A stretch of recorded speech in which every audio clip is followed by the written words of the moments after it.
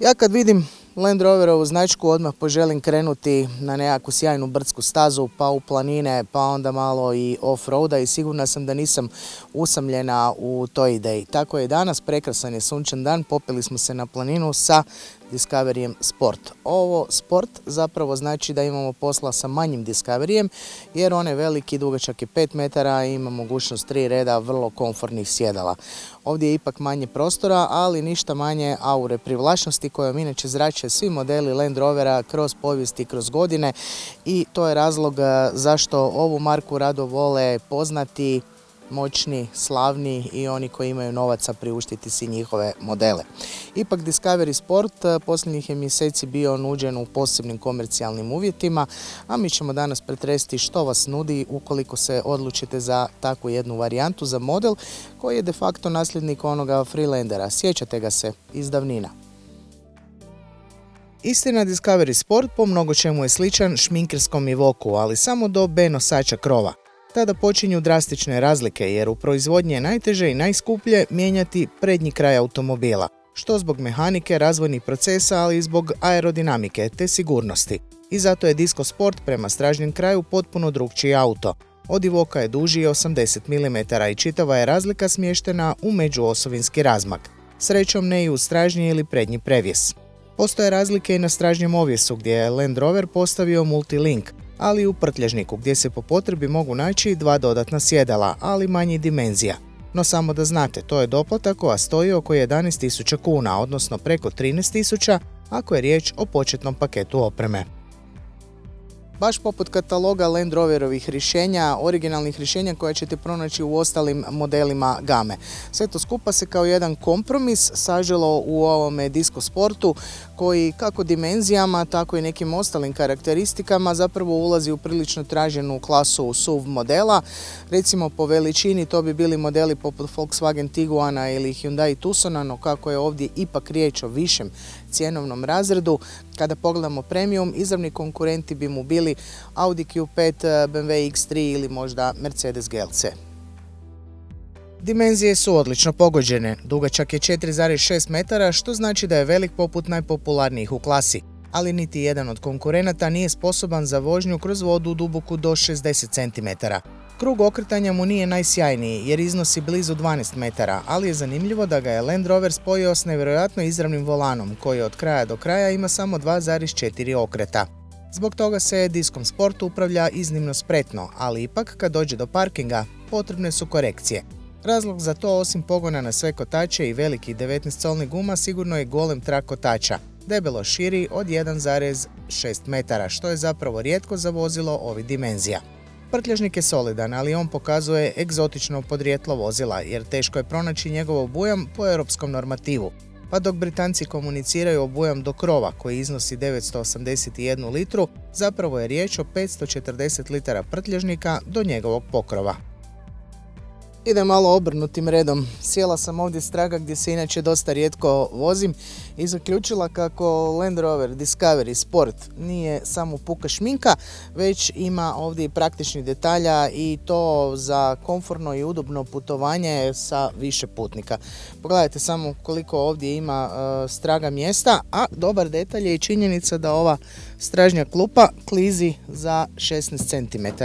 Što je stvarno jako dobro rješenje koje uvijek pozdravljamo kad ga pronađemo u testnim automobilima. Osim toga, sjedi se visoko, zapravo vrlo visoko, više od prosjeka na koji smo navikli, kako ovdje straga, tako i sprijeda. A sad idemo naprijed pogledati kakva je situacija. Ako ste vidjeli interijer Discoveryja ili Evoqa, nećete se iznenaditi. Poznato je to okruženje koje možda na prvi pogled ne djeluje toliko ekskluzivno, ali ipak ima ono nešto što ga razlikuje od prosjeka. Ovdje su materijali potpuno drukčiji nego što ćete ih naći na klasičnim europskim ili japanskim SUV-ovima, a potpuno je drukčiji doživljaj vožnje. Kao što smo rekli, ovdje se ne sjedi na drugom, već na trećem katu, pa je pregled prometa izuzetan, kao i osjećaj moći. Sjajno je što se vozačka pozicija da jako dobro podesiti, pa nije čudno što za volanom uživaju i dvometraši, ali i oni najniži. Disco Sport je auto kojim je lako ovladati i uživati na putovanju, a od pomoći je jako dobar sustav kamera kod parkiranja. Ovo je auto, iznutra zapravo vrlo nepretenciozan, u kojem ćete se odmah osjećati kao kod kuće i uživati na putovanju. Da je ručni mijenjač, vjerojatno ne bi bilo tako, ali ovako okrenete gumb i gas. Čini mi se da je baš možda JLR bacio rukavicu izazova kada je riječ o jednom zanimljivom dijelu u automobilu. I sada u posljednje vrijeme pronalazimo sve češće neobična rješenja.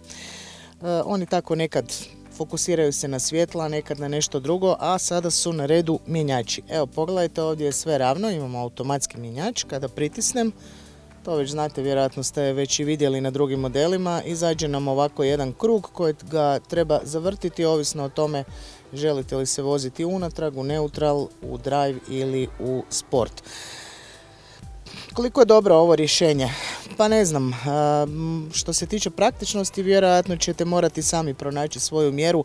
Mislim da se tu više radi o nekom subjektivnom osjećaju. Meni osobno najviše odgovara ono Mercedesovo rješenje sa ručicom tu gore pored volana, ali možda će se nekome dopasti i ovo. Inače, ovakav tip mjenjača ugradio je i Ford nedavno u novu generaciju Focusa. Iza ovoga kruga krije se ZF-ov ne 7, ne 8, već 9 brzinski mijenjač, zbog čega je Discovery Sport i iznimno učinkovit. Što se tiče samog rada mjenjača, možda mu fali malo oštrine i brzine, ali s druge strane upravo takav ritam koji naviče je i ritam koji najbolje odgovara vožnji Discovery Sporta. Naime, ne osjećam baš neku potrebu za suludom jurnjavom po zavojima ili kroz šumu sa ovim modelom. Više mi odgovara umjereniji ritam, pa onda i mjenjač ima smisla. I baš tako, iako nosi oznaku sport, ovaj manji Discovery nije sportaš, barem ne u smislu brzine na zavojima i jurnjave.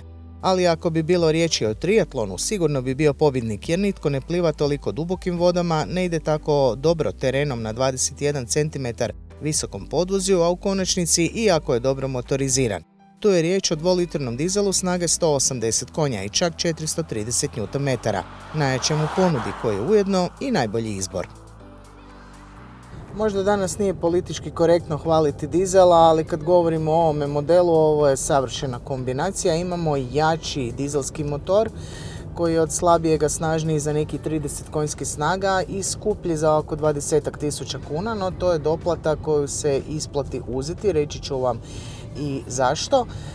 Naime, kada pogledate krajnje performanse ovog automobila, prije svega maksimalnu brzinu koja iznosi samo 188 km/h, možda ćete ostati razočarani, no s druge strane tu je spomenuti 9 brzinski automatski mijenjač, zahvaljujući kojem je dojam puno bolji.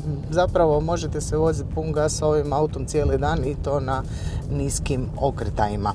S druge strane tu je i ubrzanje od 8,9 sekundi koje možda najbolje opisuje čitavu priču, jer pokazuje da je riječ o motoru koji nije pretenciozan, uostalom baš kao i ovaj kompletan model.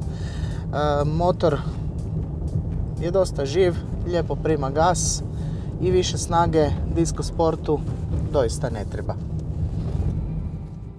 Možda bi bio i štedljiviji da nije težak 1800 kg, ali kad zbrojimo i pogon na sve kotače, automatik pa veliku karoseriju, snagu, prosjek od 9,3 litre i nije tako strašan.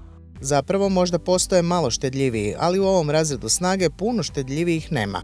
Najmanje smo se uspjeli voziti sa 6,6, a sa 11 litara iz motora je moguće izvući maksimum.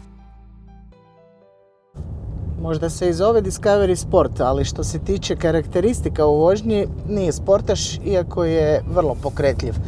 Ne boji se zavoja, a na zavojima će vam i jasno iskomunicirati granicu prijanjanja, pa se onda tu javlja i stanoviti užitak u vožnji.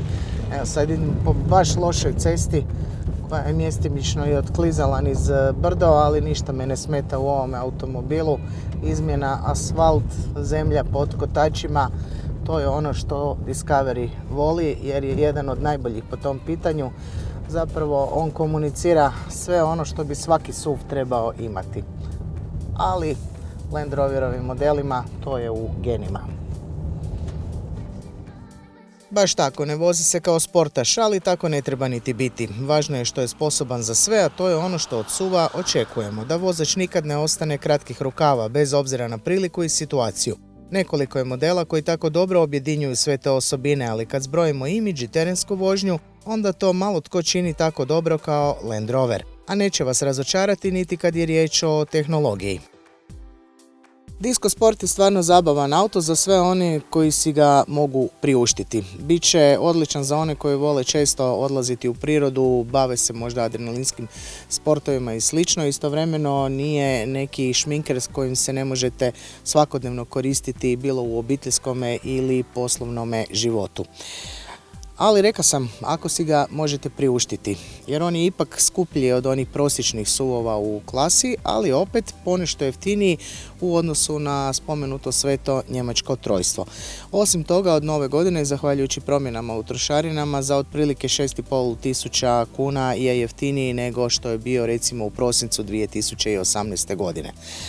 Dobavljiv je od nekakvih 377.000 kuna, međutim ovaj testni model ima svu silu doplata.